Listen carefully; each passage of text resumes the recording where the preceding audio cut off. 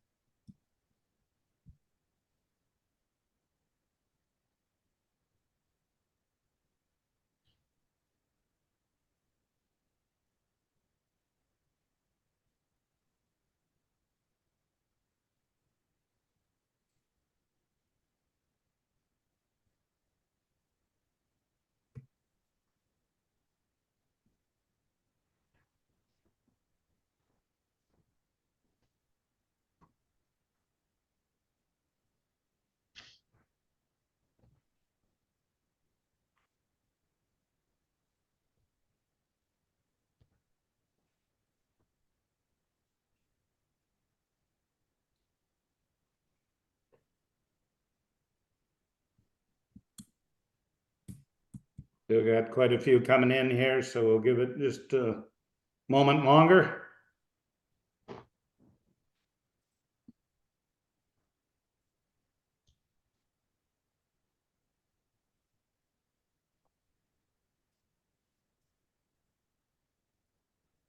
All right. Well, hello, everyone, wherever you're at this fine evening here in the USA, but we know we get people from all over the world, and we welcome you also. Welcome to tonight's webinar. I'm Gabe Brown, one of the founding partners of Understanding Ag. Tonight's webinar is Regeneration, Making It Pay Even More. I want to talk briefly about Regenified.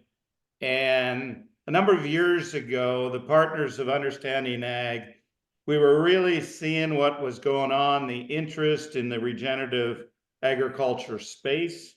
We were starting to see that the word regeneration and the words regenerative agriculture were being seen more and more and more and more places.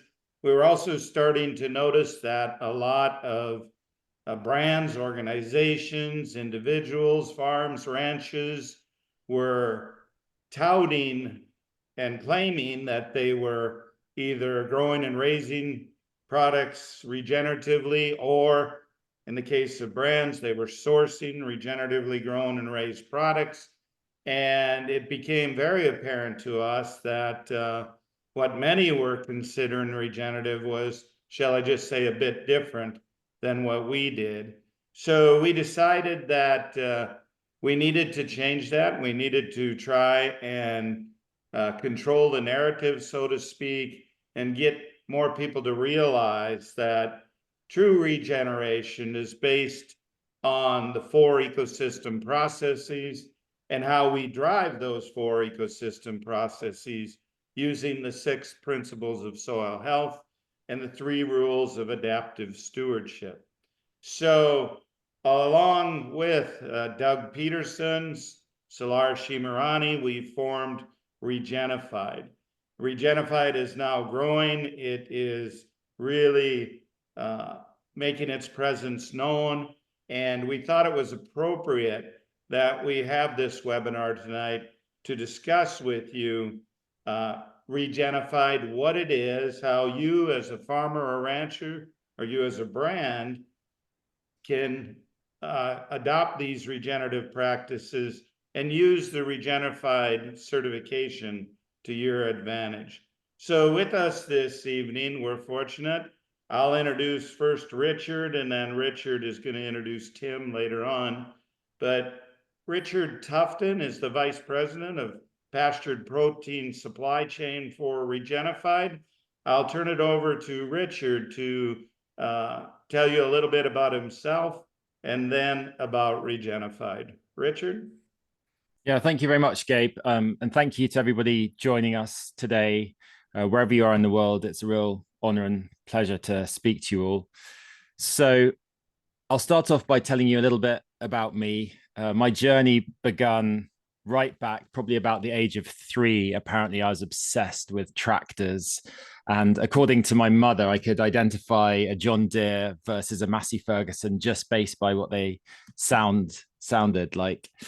And so that led me to an education. I studied agriculture at a university called Newcastle in Northeast England and entered the meat industry from there at a grassroots level. So I was working in a slaughterhouse processing plant to really learn all of the jobs from the farmer and grower all the way through to putting steak on the shelves of a supermarket, into high street butcher shops, and working with chefs and restaurants in kitchens.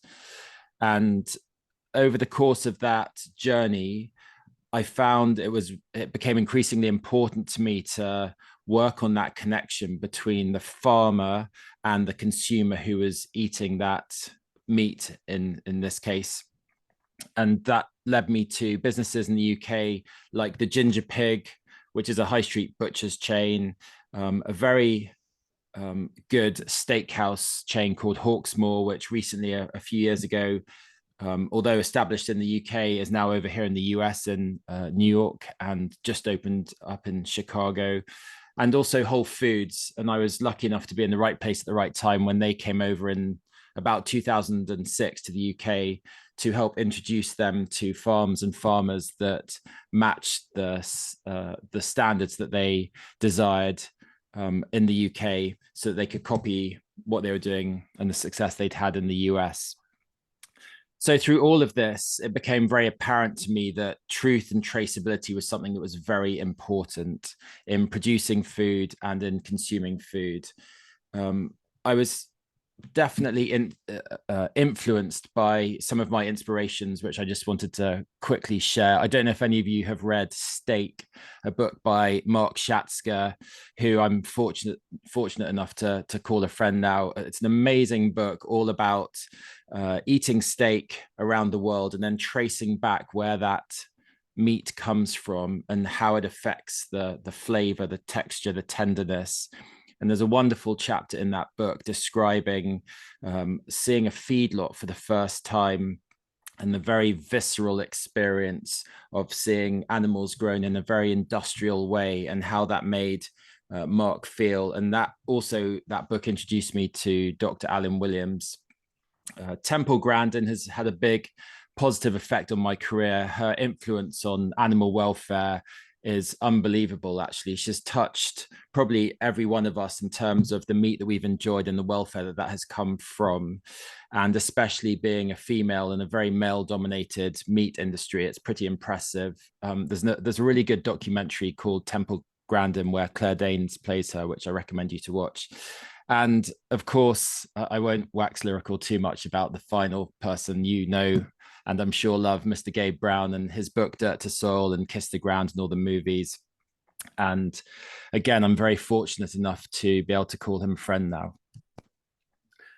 What I started seeing, though, was a lot of problems out there and problems that have been around for quite some time. Obviously, the Dust Bowl was a big thing in the 30s here in the States, but yet, only a few years after I came over to the US in 2016, here in 2022, very similar conditions in Phoenix, Arizona. There was flooding in British Columbia. And I've got good friends of mine who live in Dubai in the middle of the desert. And last year, they were able to get out their water skis and go water skiing down their street in unprecedented flooding. So these things were starting to affect all of us on a global scale. Whether or not you believe in climate change or not, there were certainly some pretty extreme things happening. There was droughts and flooding, a lot of soil erosion. I was also learning some really disturbing facts about agriculture. The average age of a farmer here in the US is about 65 years old. About 75 farms per day over the last 5 years have gone out of business. And it's all kind of linked into why Regenified was created. But this constant teaching of methods of farming that are high input, high output, everybody being judged on yield. And it's something that I really was determined to make a change. So in the meat industry that I'm in, I realized that there were very different ways that you can raise cattle and animals. And I'm not saying one is right and one is wrong, but these two videos I actually took myself. The one on the right is down at a farm in Uruguay, and the one on the left is a feedlot up in Colorado. Both very different ways of raising animals, both give very different textures and flavors and experiences when you're eating the meat. The video on the right is actually of Gabe's ranch now. Interestingly enough, the video on the left showing a feedlot, these are all gap cattle that are destined for Whole Foods. So the animal welfare is excellent in both by the standards that we measure animal welfare to. But one thing that I've really learned a lot since getting into this world of regenerative agriculture is all the good that those cattle and those ruminants do to the biological cycles and the environment that they're in pretty much stops as soon as they enter the feedlot. And that means that cattle can certainly be painted as the bad guy in this climate change debate that we're all experiencing right now. And I think it's really important for consumers to be aware of where their food and where their meat especially comes from, because these are two very different ways to raise animals. The other thing that I learned was a lot of retailers who end up consuming food and meat especially look at these things called life cycle assessments, where you can work out approximately, and I highlight approximately, where the carbon footprint is of your food. And so if you look at the top line there, it shows you that 95% of the impact of beef happens on the farm. So the packaging, whether it's recyclable packaging or not, is represented in gray. It's a very tiny percentage, as is the electricity usage in the retail, in the supermarkets, and even the transport. The biggest effect that cattle have in the climate change debate happens on farm. And this was really stark and interesting for me to look at and understand, because it also provides us with a huge opportunity to turn that around. What you're finding is that we're now at this extraordinary intersection where you've got three main factors happening at the same time. You've got governments on the one hand who are making promises about global temperature rises, and they have annual COP meetings, they call them, when all the presidents and prime ministers get together and come up with targets and ways to do things better. But there's also no, in my view, clear plan of how to get there. You've got boardrooms. I guarantee every single boardroom of a major retailer across the world will be asking or being asked the question about sustainability. Is your business sustainable? What is the carbon footprint of the food that you're selling through your business? And they're under a lot of pressure to come out with their ESG reports, talking about their emissions, the impact that their business has on the environment. But yet in the same breath, there's a tremendous groundswell of people, of consumers, of customers who are demanding better food. And that's thanks to the likes of Kiss the Ground, Common Ground, Roots So Deep, Gabe's book, the 6 Inches of Soil documentary over in the UK. So what exists is a lot of confusion. There are customers and consumers out there who want this product, but don't really know exactly what to pick up in the supermarket. And so there's a lot of challenge out there as to what the correct order is to address all these things. And so that leads me to the supply chain. One thing I've learned a lot over my career is that it's very difficult to push stuff through a supply chain. A chain, by definition, is something you've got to pull on for it to work. So Regenified's mission is to transition the world's supply chain to regenerative agriculture. So yes, it is a bit of a chicken and egg situation. We need to verify the farmers at the same time as we're trying to create the demand. But what's really going to drive this thing on is the consumer pull that will act as a chain pulling this through the supermarkets. And let's be clear, I definitely don't vilify any farmer who's ever used glyphosate or intensive feedlots or chemicals, because that's what we've been demanding for the last 70 plus years. And I think it's really important to state that. And it's only recently that we've been realizing some of the challenges that has given us, and there is a better way forward.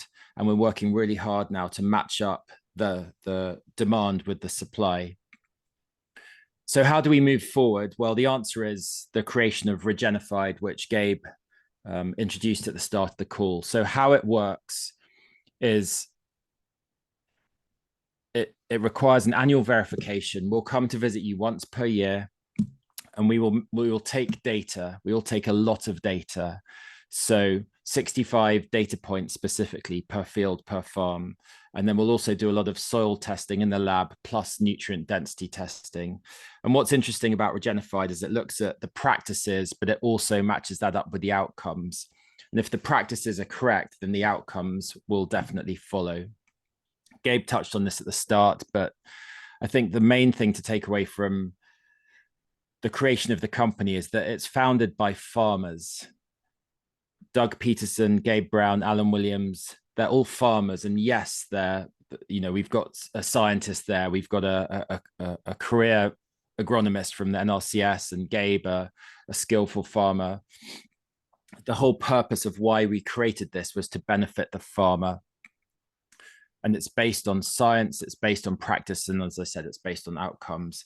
The other exciting thing about Regenified is that we're currently the only certification out there that is recognized by both the USDA and the FSIS, which in English basically means that this can now be put on packs, on shelves in supermarkets. So that pathway to success is made that much easier. So why does certification matter? Why are we doing this? Well, we noticed that there were many brands starting to talk about sustainability and regenerative, but there was no standard. We created this to try to prevent greenwashing, which means saying your product is something that it is not when it comes to environmental issues. And it's a way to protect your narrative, the farmer, and then for the brand to protect the narrative of all of the foods that go into making whatever it is that the brand is selling. A loaf of bread, being made from flour and eggs and things like that, or a steak or a pack of rice. And in the consumer's mind, when they have a busy shopping cart full of screaming kids and they're making their decision in 2 to 3 seconds as to what pack of food to put in their shopping cart, they can look at that certification mark and know that they can trust it. So how are we doing? What's our progress currently? Well, to date, we've got about 1.5 million acres that have been verified by Regenified. That equates to about 350 farms, but that number is growing every day. I know that Understanding Ag as an organization is up to about 35 million acres. So we've still got some way to go, but we're worldwide. We're in 11 countries currently, which is where all the different foods come from to supply the supermarkets here in the US and in the UK and Europe. And there are some pretty big brands that have started to come on board. Whole Foods here in the US has recognized Regenified as one of the certifications that they trust to put on products that they sell in their stores. Over in the UK, which is where I'm from, Waitrose recently made the commitment to be fully regenerative for all of their produce by the year 2035. And that's pretty huge.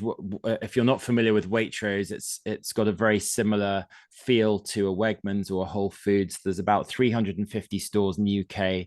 And that's a big statement, because what I know for a fact is that US supermarkets keep a close eye on what happens in the UK. And when I speak to the buyers at Publix and HEB, I know that they're aware of what's happening in there.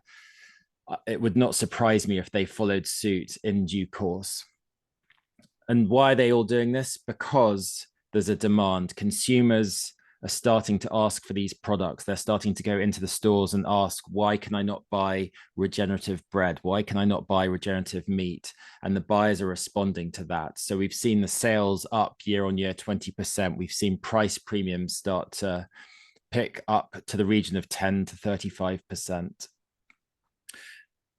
Now, I won't go too deep into this because a lot of you here at the Understanding Ag webinar probably know a lot of this stuff already, but it's based over the 634 principles. So the 6 principles of soil health, the 3 rules of adapted stewardship, and they drive on the 4 ecosystem processes. And when we come onto a farm to verify you, we will make sure that you are doing these things.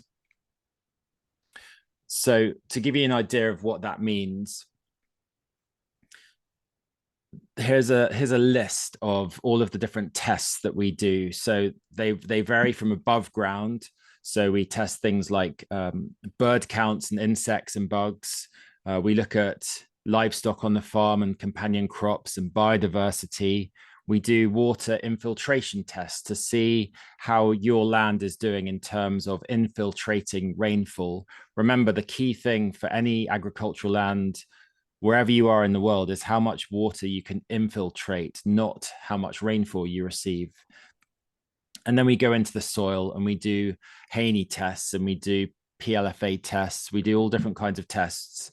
This is all going to give you a lot more information than you've ever had before if you're verified as a rancher. And I put Gabe's quote up there. People ask me, if this is so good, why aren't more doing it? Well, farmers and ranchers cannot implement what they do not know.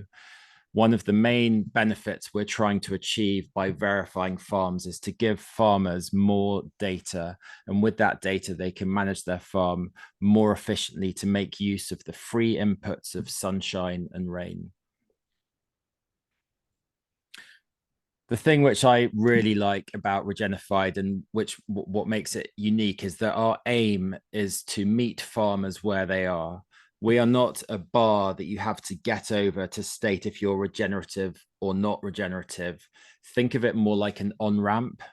So if you're just at the start of your journey, or if you've been doing it for 20 years, it doesn't really matter. What we're trying to do is verify where you are on the journey and help you along, help you to regenerate your land and your soil and to get better. So we come back, as I said, every year, but what we require is every 3 years. Once you've done this for 3 full years, then you have to advance by 1 tier. That's the first thing to say. The second thing to say is that you have to be at least tier 2 or greater for your product to end up with a certified Regenified seal on pack. The reason why we structured it this way is so that it's available to all farmers so they can make a commitment to go on this journey and we will help them advance. Now, a lot of this so far has been focused about farmers and what they care about because it's going to benefit them by having this extra knowledge. But what about the consumer? Most consumers wouldn't really know or care necessarily about climate change. Maybe they would. They maybe wouldn't care about water infiltration. But what they will care about is flavor and nutrient density. One of my good friends in London, whenever I tell him about things like this, he says, if it don't eat right, punters won't buy it. And that basically is it right there in a nutshell. If it's meat, if it's bread, if it's eggs, if it's milk, it's got to eat well for consumers to come back and buy it again. And what's fascinating about regenerative agriculture is that healthy soil equals healthy grass, equals healthy cattle that eat the grass, which equals healthy meat. These results right here are from one of our verified farms and show phytochemicals 2.7 times greater than conventionally reared meat. And that is very exciting because phytochemicals, without getting too technical, we run the meat through a mass spectrometer through thanks to Stefan Van Fleet and at the University of Utah. And what that does is it gives you 3,000 phytochemical results. But here's the interesting thing. phytonutrients are directly paired with flavor. So the more phytonutrients the food has, the more flavor the food has.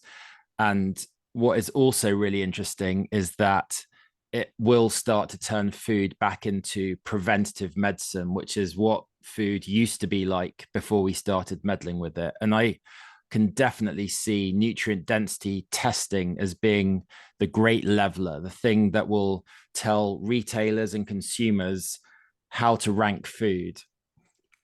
Now, it's quite in its early stages right now, but I can certainly see that being rolled out, and especially in the meat space, where if you talk to anybody in the meat processing space, a lot of the grumbles when you're trying to launch a line of grass-fed with a retailer, you'll be looking at what your competitors are doing, and you'll think, oh, their grass-fed is much cheaper because they're feeding them grass pellets in a feedlot, and ours are out on pasture for the life of the animal. Well, run them both through a nutrient density test, and you'll soon see what's what and which food is more valuable. And I think that's got a big future in our food industry, and especially to help this regenerative movement. So this all boils down to a farmer passport. And this is something that we're just in sample stage at the moment, but we look to roll out at the start of next year. This is something that will go to all of the buyers. So if you're verified by Regenified, your farm will have a passport like this, which will go to the buyer of your crops. And remember, it's kind of like an a la carte menu. There are things on here which will be important to all of the different stakeholders, from the farmer to the buyer, to the processor, to the retailer, and to the consumer. And so there are things there talking about carbon storage and greenhouse gas reduction. Well, that's going to be very, very vital information to retailers in their Scope 3 reports. And you talk about biodiversity and soil armor and living roots, and that's going to be important to the farmer as they start to learn how to make their soil more regenerative.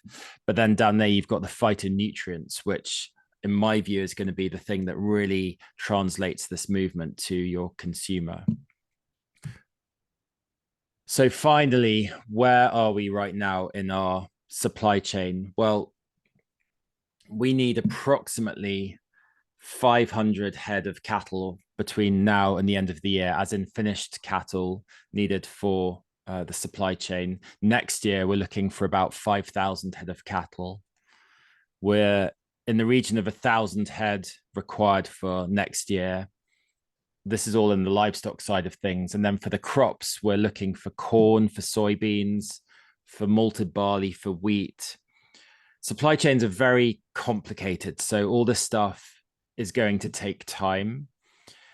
The most important thing right now is all of the data that we can help unlock that validates the impact of all of your farming efforts. And the retailers will, with due course, see the value of that. It just takes a lot of organization because there are a lot of moving parts.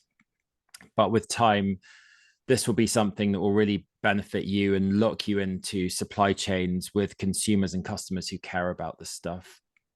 So please do not hesitate to get in touch with me. I put my email up on the screen there and my phone number, and we can share this after the call.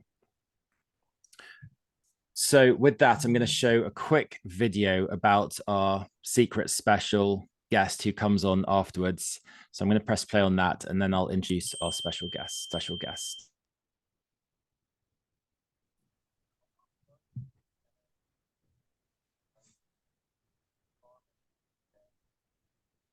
Richard, we do not have sound. All right, let me just try one last thing. To us and how we're applying it to our operation. Yeah. There's a lot of focus and interest these days on regenerative farming, and we just want to take a little bit of time to explain what regenerative farming means to us and how we're applying it to our operation here at Rolston Family Farms. You know, the big thing with regenerative agriculture is it's all about soil and soil health. If you fix the health of the soil, everything else kind of falls into place. The cornerstone of regenerative agriculture is eliminating tillage that is so often used in production agriculture and organic farming. At the end of the rice harvest, we go into the fields and plant a diverse blend of cover crops. Cover crops maintain living roots in the soil to feed microbial activity, reduce erosion and compaction, enabling water infiltration, and providing a mulch cover to reduce weeds. Unlike with conventional planting, we are using a no-till drill designed to plant into the soil with little disturbance to the soil surface. No-till planting is done directly into previous crop stubble or cover crops. The drill flattens the cover crop to act as a natural weed barrier that retains moisture and provides organic matter for the upcoming crop. Rolston Family Farms borders the Arkansas River. We use this renewable surface water to save energy and preserve natural groundwater. Our precision leveled fields and alternate wet-dry irrigation allow us to reduce water use throughout the growing season. Our mill is 100% powered by renewable solar energy from our on-site solar farm. At harvest, the rice is taken directly to the mill where it is air-dried and stored, then milled and packaged. After harvest, select fields are allowed to capture rainfall, providing a sanctuary and habitat for wildlife. Linking these practices together, along with crop rotation, creates the perfect environment to restore the soil and produce a healthier rice crop. At Rolston Family Farms, we are excited about using regenerative farming to protect the environment and provide a healthier and more nutritious rice for our customers.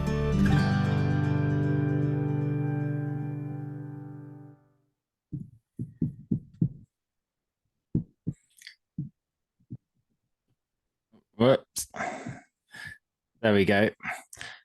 So, as I put up on screen here, don't take my word for it. I'm going to ask a real farmer. So it gives me great pleasure to introduce Tim Rolston, star of that video. So Tim, can you hear me okay? Yeah, sure can. Thank you for the opportunity to be with you. Yeah, of course, no problem. Well, I've written down on my notes, Tom Selleck, Freddie Mercury, Sam Elliott, all have one amazing thing in common with you, which is an absolutely cracking mustache. Has that always been part of your look? Yeah, I've had this since I was about 7. I love it. So the other thing which I've managed to unearth during some research on you is I've been looking back here at your school reports, your high school reports, and it says here that you might sneak out of class sometimes to hit up local equipment sales, buy a piece of equipment and flip it for a profit. So first of all, is that true? And second of all, what pieces of equipment turned you the biggest profit? Well, you're going back a long ways. So might be a little truth to that. Yeah. So, and also apparently you used to grow tomatoes, is that right? And take them down to the local stores to sell them. So you started quite young in terms of selling food and produce. Yeah, that's true too. We did. You've been doing some research. I sure have. So tell me about Regenified. What got you into Regenified? How did you discover what it was? Well, as you probably picked up there from the video, we've got a rice brand that we're blessed to have on the shelf and a lot of retailers. And one particular retailer really encouraged us to get a regenerative certification, just to further back up our claims.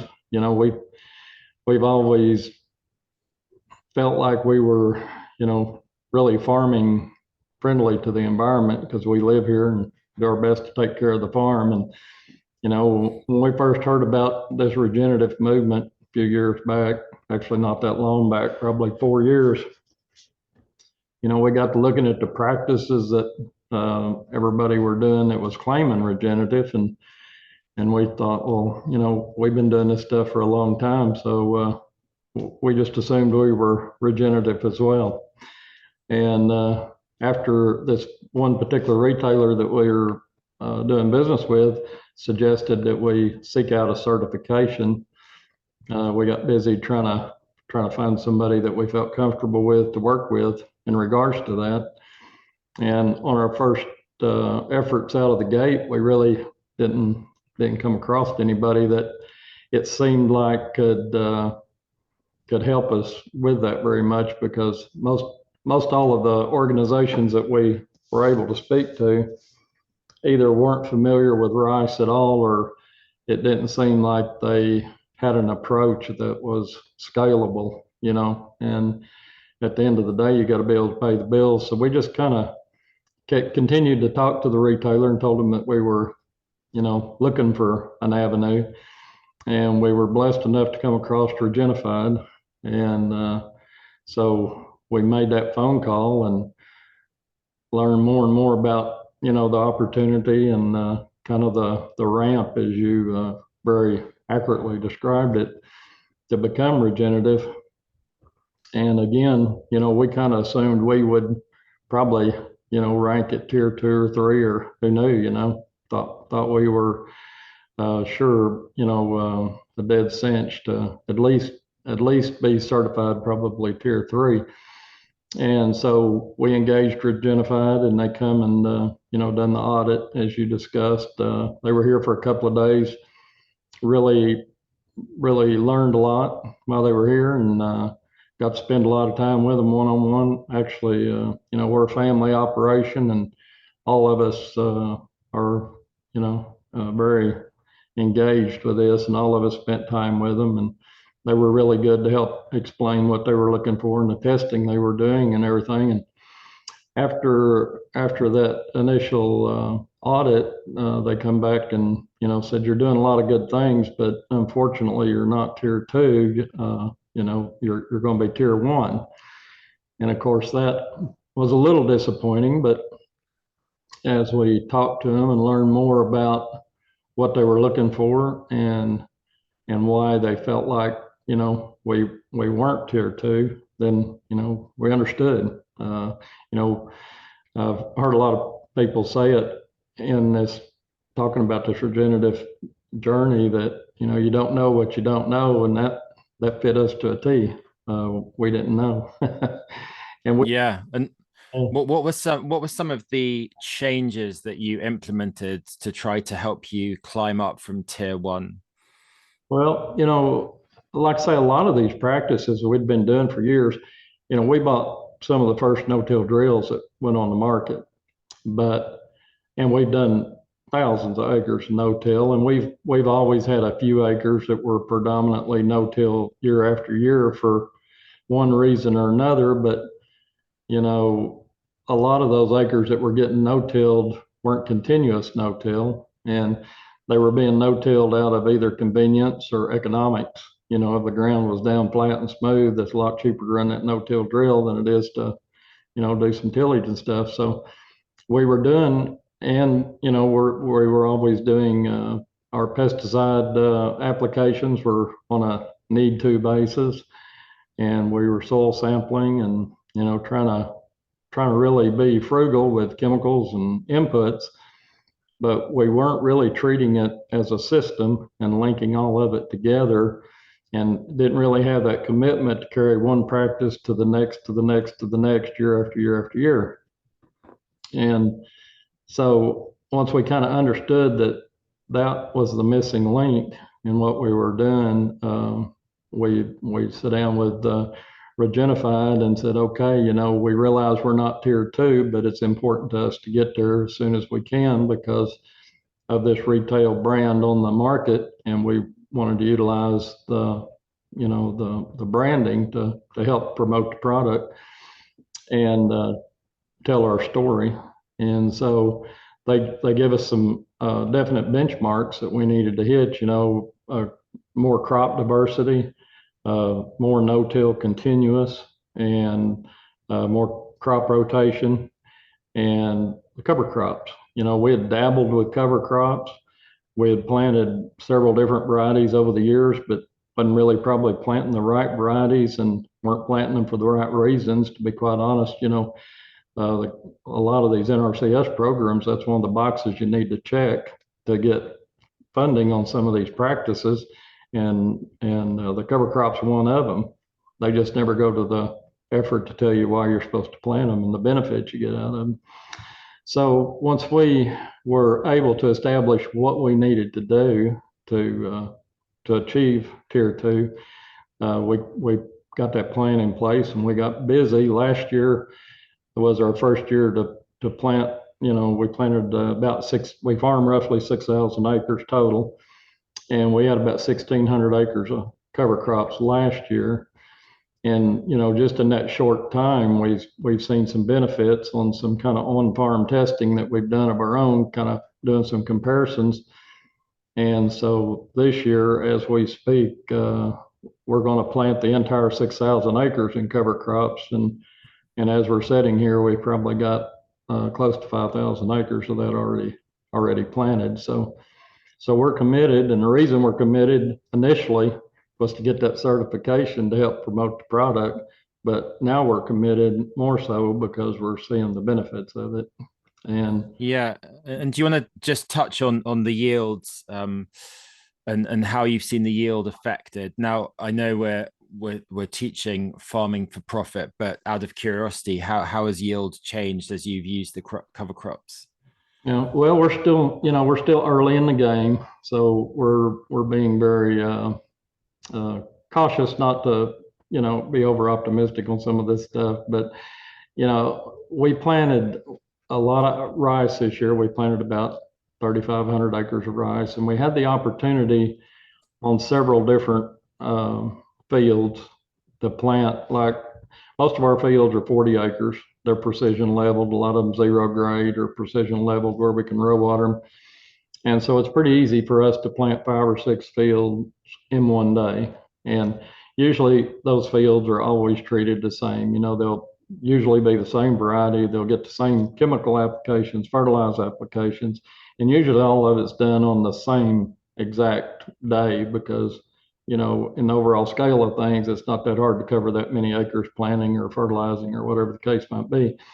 So it really enables us to compare exactly what we're getting done, especially when you're in similar soil types. And, we've been here long enough that we know what differences that can make. And so early on our first 240 acres, that was 6 fields. We had one 40-acre field that we had planted a cover crop on, and none of the rest of it we did. And in that particular field yielded about 28% more than the other fields just like it. It was when I told Gabe and Slar about it, I said, I'm going to be careful to tell you this because you're going to think I'm lying to you. But it's the truth. And we had several opportunities to do similar comparisons throughout the harvest. And I'm going to tell you that was the best one. But they were all positive. But I'd say all in all, over about 1,500 acres of some real good comparison, it probably averaged 12 to 15%. And then we done other comparisons where we used less fertilizer on some acres, and then other comparisons where we used less chemicals to try and see what the difference is, because it's like you said earlier in your presentation, we farmed conventional for a lot of years, and the only way you're able to pay the bills is to chase the yield, and we've done that for a long time. And this has given us an opportunity to more so chase the profit. So the yield might fall back some, but if your inputs fall back some, then, everybody can do the math, and that works out. So we're trying a lot of different. Yeah. We stepped on our tail on a couple of deals, that didn't work out quite as good as we thought it would. It wasn't all roses, but overall, we're really pleased with what we're getting done. And talk to us briefly about water and clean water. Obviously, you're right up against the Arkansas River. Gabe talks a lot about the Mississippi River and how much dirt and soil and chemicals get washed into it from US agriculture and out into the Gulf of Mexico. And I know that last 100 miles is sometimes referred to as Cancer Alley, thanks to the unfortunate side effects of the water quality there. You've obviously got to be careful right on the banks of the Arkansas. So yeah, tell us a bit about that, because obviously growing rice, you utilize a lot of water, right? We do, and that's one of the things that initially put us in the rice business, is having basically unlimited water, and blessed to have it. All of it comes out of the Arkansas River. It's all surface water, and most of our technology that we're using now on the rice is to flood the rice and to utilize all that water and not really have any runoff. But obviously, if you're getting a lot of rain, which we typically do in Arkansas in the fall, and when you're draining those crops down to get them ready for harvest, you do have some tailwater that you're draining, and it all goes right back to the Arkansas River. And I got to tell you, when we send it back to the river, it looks like drinking water, and when it comes into those fields initially, not so much. So, Yeah. filtering through that rice and everything kind of cleans it up. Yeah, I love that. And you briefly shared with us, but you're in a quite a unique situation as a rice grower, because you own your own processing, milling plant. You've had that for about 7 years, right? We have, yes, sir. We started construction on it in 2016 and shipped the first rice out in 2018. Yeah, that's amazing. So that obviously gives you a lot of control of the supply chain and enables you to talk directly to retailers, which I guess is how you kind of discovered Regenified in the first place. I wanted to ask you about the nutrient density piece, which I referred to, and how has that affected your business and your rice? Have you seen any differences in nutrient density now compared to what your rice was like before? Well, to be quite honest, we don't have a good benchmark for what it was before. Just like everybody else, we were, predominantly just selling rice based on what the nutritional history has been. But as a part of our certification and some efforts of Regenified, we've got benchmark tests now on our rice. And some of the specialty varieties that we're growing, we grow a purple rice that's really high in antioxidants, and we've learned that it's like got 11 grams of protein, where conventional typical rice will have less than 8. So we're very proud of where we're starting, and we're early on into the process, but we look forward to those numbers climbing and feel pretty confident that they will. Wow. So your rice will get you an extra 3 grams of protein, if I've understood that right, per cup of rice compared to other rices, available in the store. So that's got to be a good reason for consumers to want to pick up your rice, right? It is, and that's something we've begun putting on the front of the package right along with the regenerative certification. Yeah. How do you think that's going to affect the price of the rice on the shelf? Are you going to charge a higher price for that as a result of those things? Or are you going to use it as a way to bring more people into the category and try to sell more rice? Well, kind of both. The products that we've already got on the shelf, we feel like having that extra certification on there, as well as touting the nutrient density of the product, will increase our velocity, make more customers pick it up instead of maybe another brand next to it.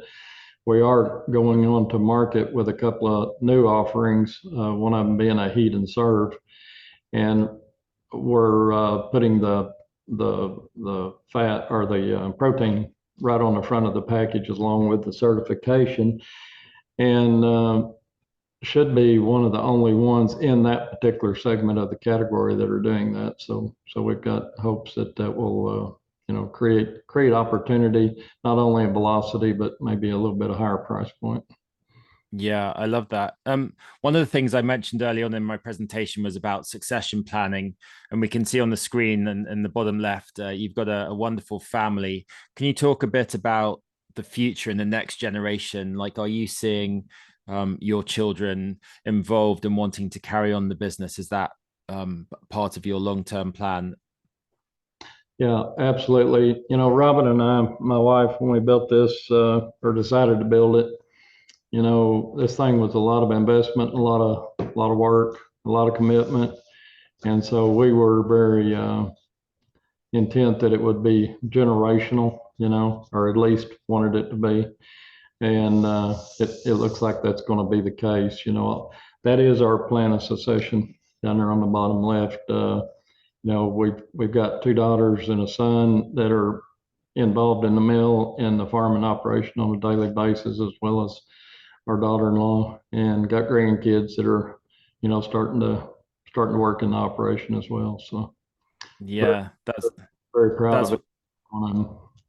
I bet that's wonderful. And finally, the local community, I guess, building that plant has had a positive effect. It's Atkins, right? As the town.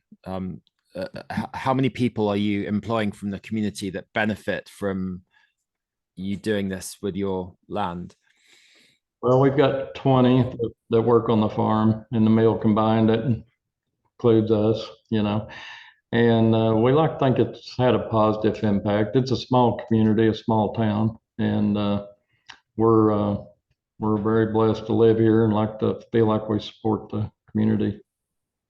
Yeah, I love that. Well, thank you so much for coming on this call. I'm gonna turn it over to questions, and I just put a few things up here on screen, and by all means, Gabe, take over at this point. But I was curious to hear from you to understand what problems and challenges you're seeing on your farms that maybe we can help you with. I'd love to hear about that, how we could maybe be your solution. But Gabe, I'll turn it over to you. Yep.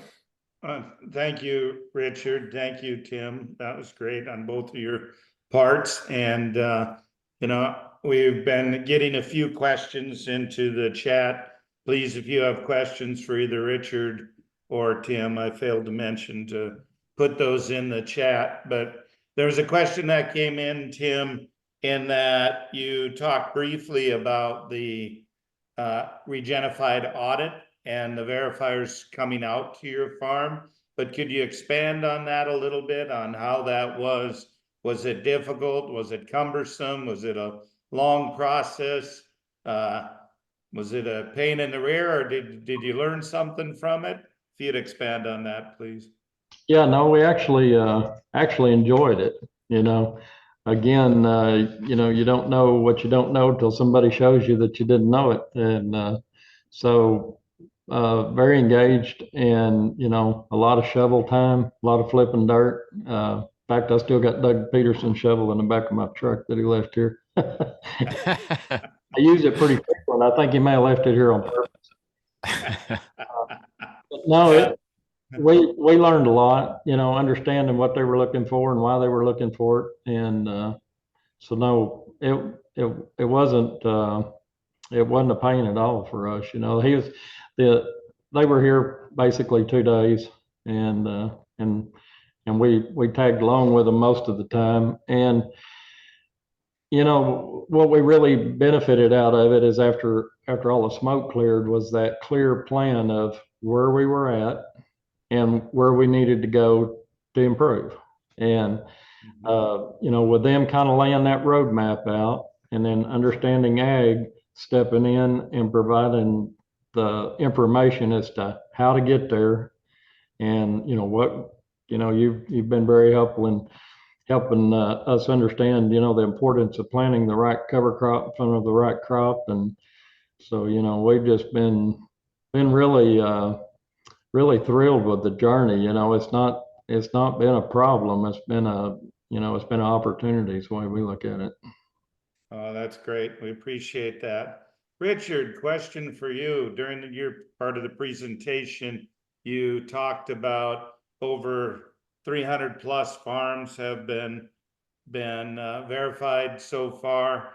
There was a question about what crops and what species of livestock has Regenified verified so far? Yeah, well, on the cattle side of things, it's mostly, well, on the ruminant side of things, should I say, it's mostly been cattle and bison so far. We're starting, there are a few sheep farms in the pipeline, but that's more or less. We do have a few pig farmers, but it's quite small.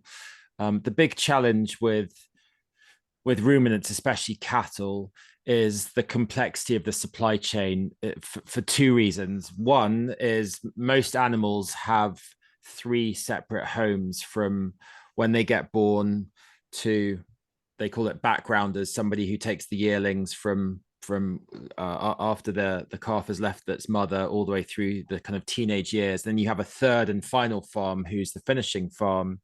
And with our Regenified standards, we're interested in the whole life of the animal. And so what that means is it takes a little bit longer to set up a full supply chain. So for example, right now, we've got quite a few cow calf guys on our books. We've got a few backgrounders, but we don't have too many finishers yet. So that's one of the big projects I'm working on right now. So there are some amazing farms and farmers who are raising cow calves, but then those animals are getting lost in the system because they're being sold to a feedlot and then going into a slaughter plant that doesn't really care about the regenerative aspect of those animals. So one of my big missions in the coming 6, 8, 10 months is to unloose those cattle and provide finishing homes for them across the states in multiple locations so that we can start to grow this thing. So that's problem number one. And problem number two is the challenge with livestock and the meat industry is that you're taking something to pieces. I think of it like a big jigsaw puzzle, and you have to find a profitable home for each one of those pieces. So it makes it quite complex in trying to build and scale this, because you have to work with customers who are using all of the different parts and pieces.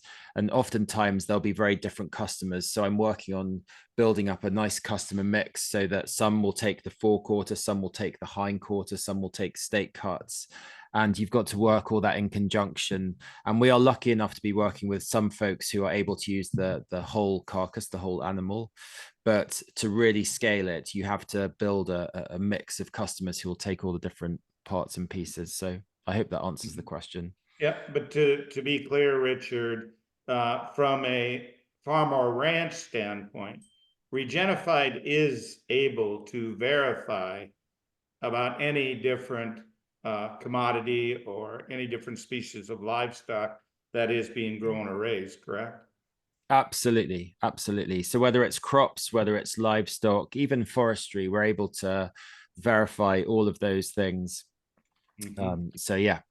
Yep. And then the benefit of that is the farmer has that data and information, and as you said, the most stringent, complete data set out there of any of the verifications, and then they're able to use that to further their marketing efforts if they so choose, correct? Yeah, exactly. And I think that's the key thing, is that you just get this whole mountain of data, and then you have to figure out who cares about which aspects of the data.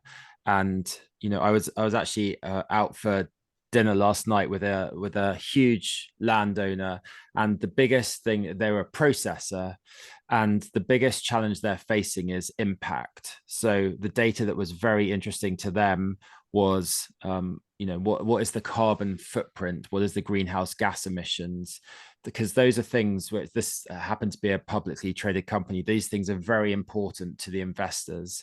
And this is information that we can now provide to them once we start to verify their supply chain. Very good. Another question coming in: is Regenified, is that their protocol accepted in the European Union? Yeah, so we're very active in the UK. Regenified is, in fact, we have our general manager in the UK starts in a couple of days' time.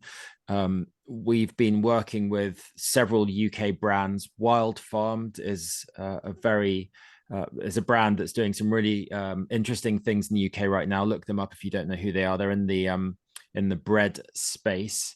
And I also referred on the call to Waitrose, the British retailer, and we're working with them. We actually verified their Leckford estate, it's called.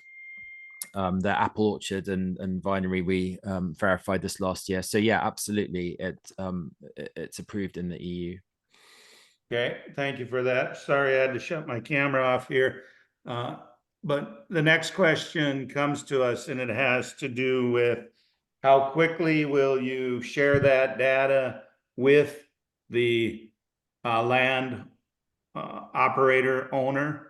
And then a second part of the question is, do you have a clear pathway and help the farmer rancher understand how to get to the next level, building on what Tim talked about there?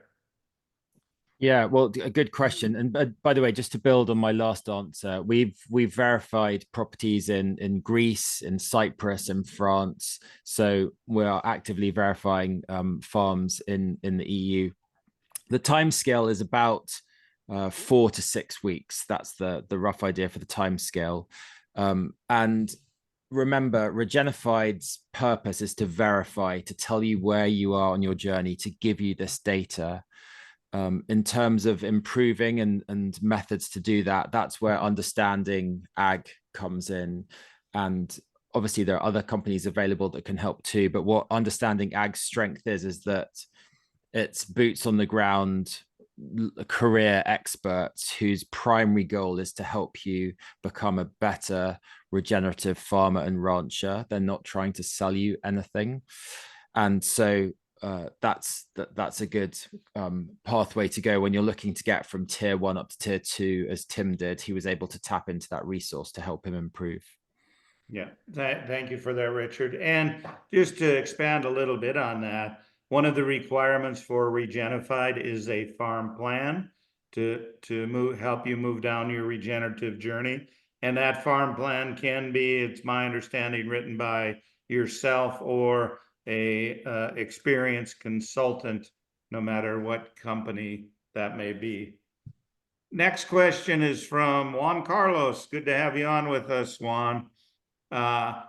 Asking about the cost of certification. What is the cost, and is there a certain size requirement in order to be certified? Yeah, well, thanks for the question. It depends entirely on context. So I'd be happy to talk to you directly offline about that. But basically, it's the cost of sending a human to go doing all of the poking and prodding and gathering of the samples, and it's how long the time that takes. So it varies dependent on the size of your property.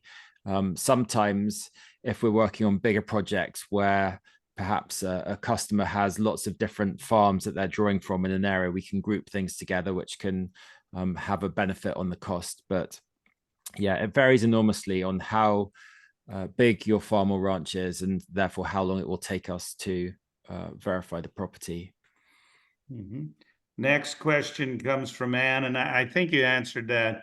She asked a bit about plans for the meat once it's been processed, restaurants, grocery stores. And I think you answered that one, Richard, unless you have anything else. Well, yeah, I mean, it's a great question. It's all about segregation, and it's about keeping the identity of that meat separate so that you really can form that connection between the farmer and the consumer. So in order for a restaurant to order Regenified meat, it requires us to try to work with chefs to encourage them to not just order the tenderloin, but to consider some of the other cuts on the carcass.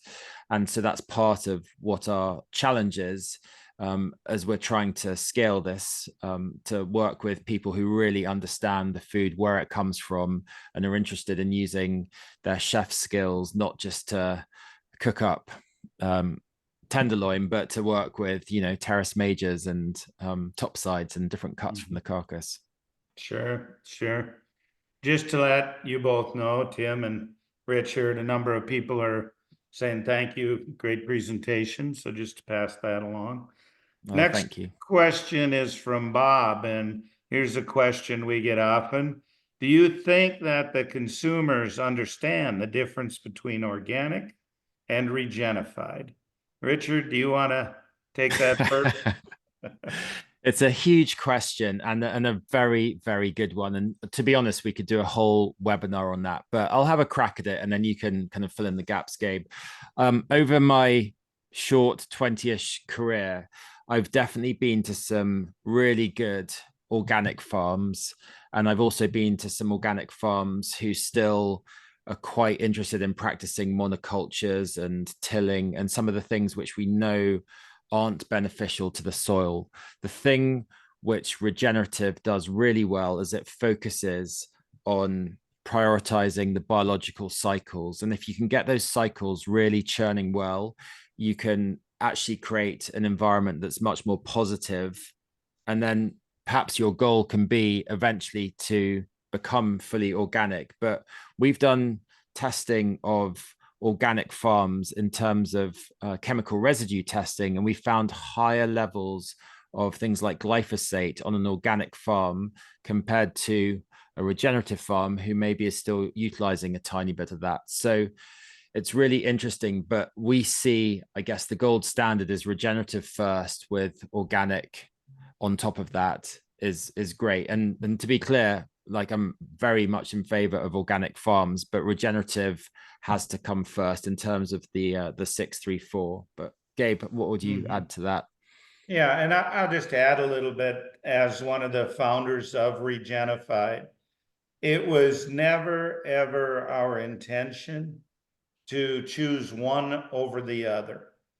Our goal has always been, always will be, how do we help increase profitability on farms, ranches, and for landowners and managers while advancing ecosystem function worldwide in all ecosystems.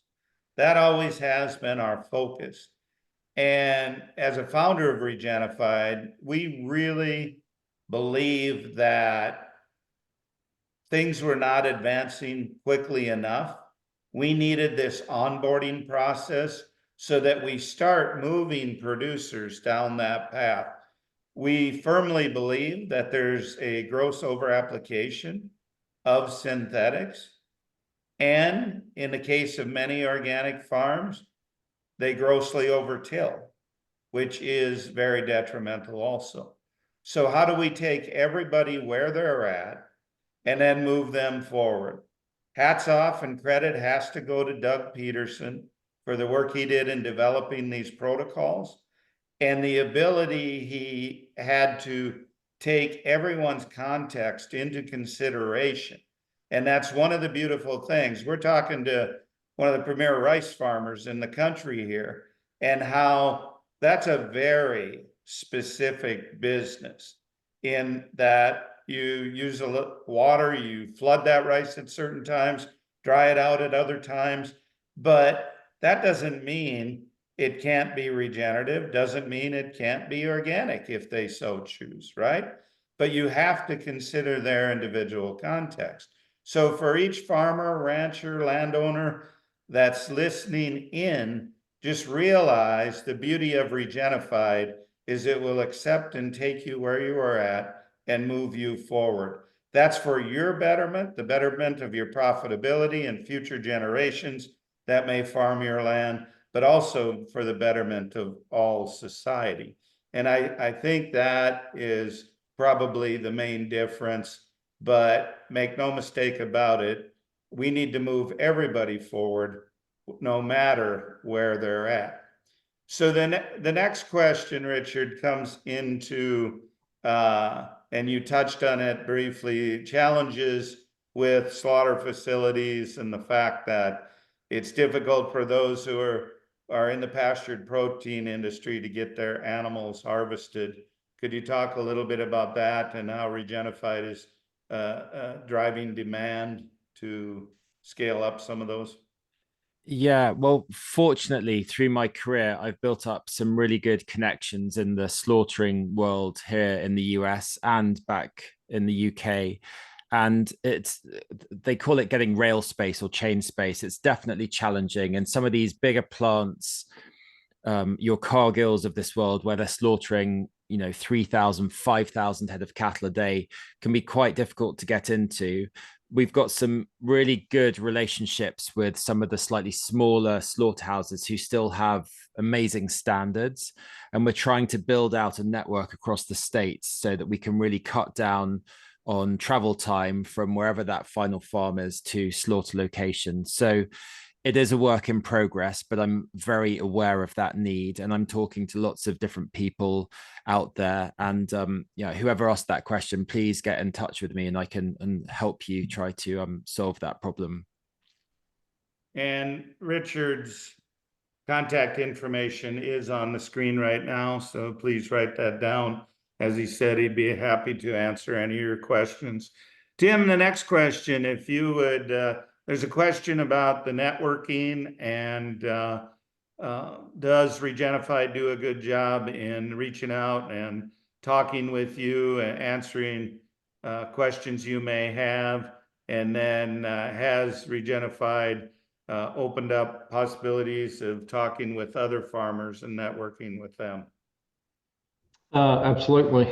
We really enjoyed watching Regenified grow as we've gotten acquainted with you guys. Have put together a really extraordinary team of personnel. I've been really impressed with the ads that have been made over the last few months, and we're not shy, so we pick up the phone or reach out pretty frequent, as you personally know, and we've never felt like we weren't able to get an answer to our questions and really get good guidance. And yeah, since we've been connected with Regenified, I know farmers in Canada and have had folks from the UK here, and yeah, it's really been an exciting opportunity for us. And as we've got to know some of these other folks, and once you get started with this process of improving the soil and kind of making this changeover, I'll call it, from conventional to the regenerative, and really understanding what that means and the impact that it not only has, but is potentially could have, down the road. And then you connect with like-minded farmers that are going through the same challenges. And so, a lot of times you can kind of soundboard off each other. And, we've been involved in a couple of webinars with you guys where there was 8 or 10 different farmers, and just get the opportunity to talk to them one-on-one and meet them and understand what they're doing. And, you realize pretty quick that even though we're growing rice and this other farmer in Canada may be growing, something totally different, a lot of those challenges align and they're similar, and you can really learn from one another. So yeah, it's a community. It's got a community feeling to it. It does. I've always said that's one of the things I enjoy most about regenerative agriculture, is that it's a community and people are willing to share and they're willing to help each other. Yeah. And unfortunately, we don't always see that in agriculture, but it should be. Soil is soil. It's sand, silt, and clay held together by biotic glues. Marketing is marketing. Whether you're marketing a widget or a gidget, it's marketing.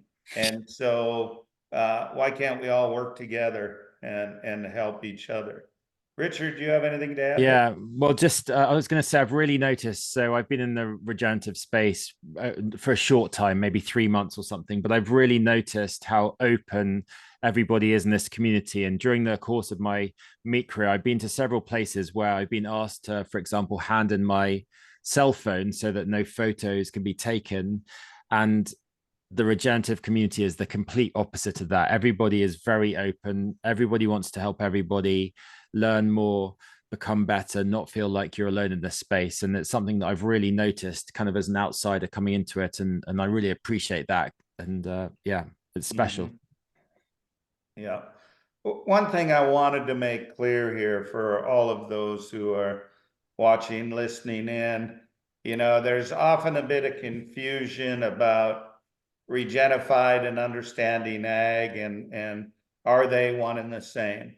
It is true that several of us from Understanding Ag are the founders of Regenified. Somebody had to put up money to start this. And now it's grown at such a pace. We have had others join us in this cause. But in saying that, Regenified is a certification verification company, does not have ties to Understanding Ag, is not influenced by Understanding Ag in those protocols and verifications. That's why I specifically mentioned, like for instance, with the farm plan, which is a requirement, you are in no way required to hire Understanding Ag to help you with that farm plan. No, you can hire any consultant you wish to do so, and you can even do it yourself.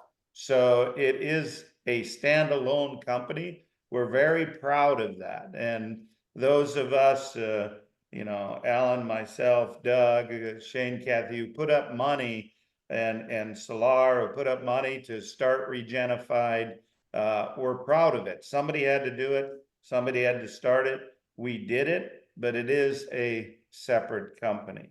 So Richard, there's a question here about, you had a call to action, and what exactly, would you like to see people do for that call to action?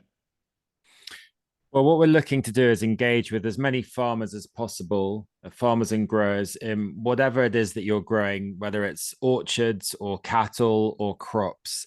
And we want to have the chance to help you tell your story, help you connect to marketplaces and become verified so that we can start being that bridge, connecting you to consumers and retailers who, remember, your typical retailer doesn't have just one farmer supplier. They need many hundreds of suppliers because they need product every single week of the year. And we're trying to build this thing and scale it. So we're really interested to talk to you if you're a farmer or grower of food. We want to help you, and we want to help you learn more about your farm and your property. And we want to help you put your products into the Regenified pool that we can then connect you directly to the consumer, the retailer, and build some of these scalable programs to really start to give customers an opportunity to buy food produced by you. Yeah. Very good, very good. There's a question here, Richard, about does Regenified get involved in carbon markets? Not yet. We definitely are measuring a lot of carbon with our verification. So we're getting a lot of data, and we're just figuring out what the best way forward is with that data. So it's not something that we are getting involved with currently. Mm-hmm. Richard, there's a question, someone wanting to know if you reside in Austin, Texas. I sure do reside in Austin, Texas. I've been here for 9 years, and actually it was kind of down to Whole Foods being based here. And I managed to get when I was in the UK, I managed to get a job for a supplier into Whole Foods who did not have a presence down here. And so that proximity to the Whole Foods head office was really the reason why I moved down here to Austin. But yeah, that's where I am. Yeah, yeah, very good, very good. Anything else, Tim? Is there anything else you'd like to our listeners to know or to mention?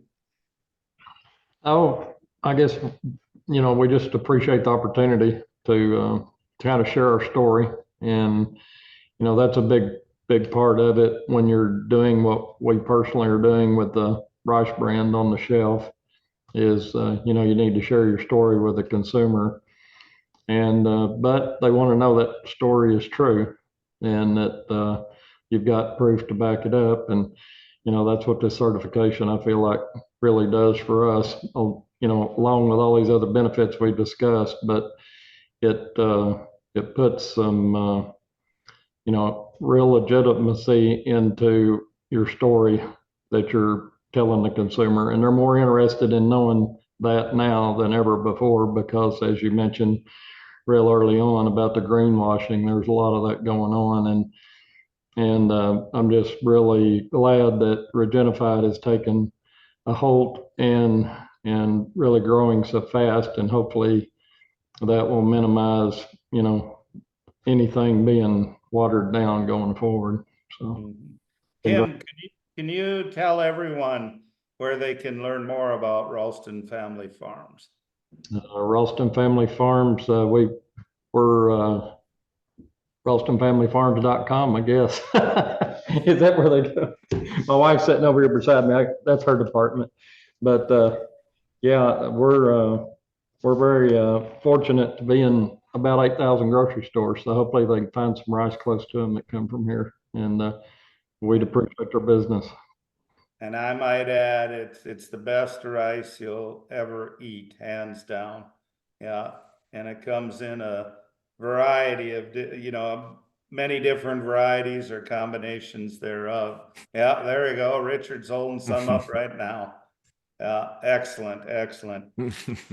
So Richard, where can the viewers tune in to find out more about Regenified? Give us some contact info, please. Sure. So if you go to www.regenified.com, you'll find a lot of information. You'll find our standards on the website. By all means, reach out to me personally. I've put my phone number and email address on the screen. We really want to transform the whole supply chain to regenerative. We're serious about that. It's long bothered me that if you care about these kinds of things and you walk into any grocery store in the US or the UK, it's still quite a job to work out what to pick up and put in the cart and take home. And we're working really hard to try to fix that, to give those consumers that opportunity to help support all of the hard work that the farmers are doing. But yeah, website is great. Contact me by email, give me a call on my cell phone, and really look forward to engaging with you. Well, Richard, Tim, thank you very much. On behalf of Understanding Ag Soil Health Academy, we want to thank you for taking part in our webinar this evening. And everyone out there, take a look at us on our understandingag.com website or on the Working Cows podcast or at soilhealthacademy.org. Thank you, everyone. Thank you. Bye-bye.